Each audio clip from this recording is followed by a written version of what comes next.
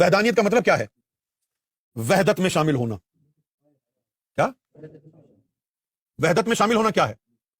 گویا اللہ نے اپنی ذات کا اظہار کیا، اپنی صفات کا اظہار کیا، اس کی ذات کا مظہر سامنے آیا، اس کی صفات کے مظاہر سامنے آئے، انسان وجود میں آیا. اب اللہ کہتا ہے وحدانیت کا شکار ہو جاؤ.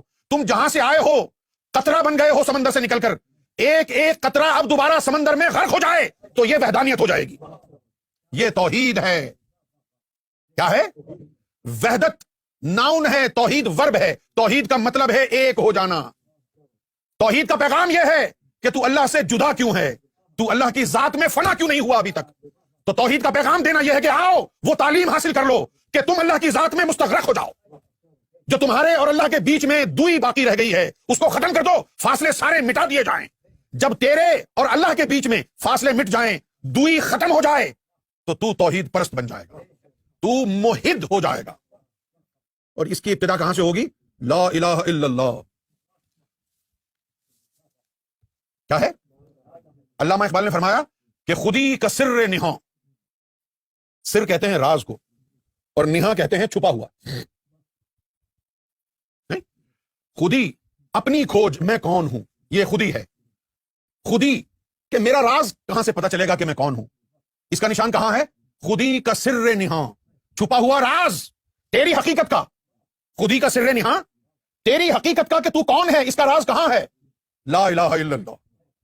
سن کے آپ نے واہ واہ کہہ دیا بس، لیکن سننے کے بعد اب کرنا کیا ہے؟ سننے کے بعد اب ہم نے خودی کی تلاش کرنی ہے، اپنے آپ کو ڈھونڈنا ہے. من عرف نفسہ فقد عرف ربہ، جس نے اپنے آپ کو پہچان لیا تو اس نے فقط اپنے رب کو پہچانا. خودی کا سر نہاں لا الہ الا اللہ. اب یہ خودی کا سر نہاں لا الہ الا اللہ سے ملے گا کیسے؟ لا الہ الا اللہ سے ملے گا کیسے؟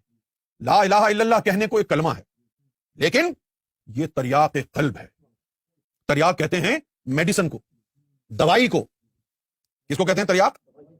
دوائی کو، میڈیسن کو تریاق کہتے ہیں.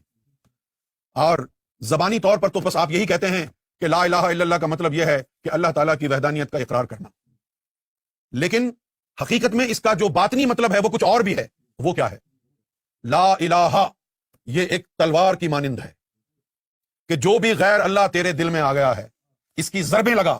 یہ جو ذکر کی ضرب لگاتے ہیں اس کو ضرب کیوں کہتے ہیں؟ ضرب تو تلوار کی ہوتی ہے. ضرب اسی لیے کہتے ہیں کہ لا الہ ایک تلوار ہے، اس کی ضرب لگانی ہے، لا الہ الا اللہ، تاکہ اس کی ضرب سے، اس کے نور سے جو ہمارے دلوں میں غیر اللہ شیطان آیا ہوا ہے، بیوی بچے ماں باپ کی محبتیں ہمارے دل کو گھیرا ہوا ہے، اس تمام کو کاٹ دے، ہمارے قلب کو، ہمارے سینے کو پاک اور صاف کر دے. غیر اللہ ہمارے باطن سے، ہمارے سینے سے، ہمارے صدر سے خارج ہو جائے. الا اللہ، سوائے اللہ کے کوئی اور نہ رہے، اللہ داخل ہو جائے. جب اللہ تیرے دل میں داخل ہو گیا اب تو موحد ہو گیا. کیا ہو گیا؟ اب تو موحد اول ہو گیا، ابتدائی توحید قائم ہو گئی.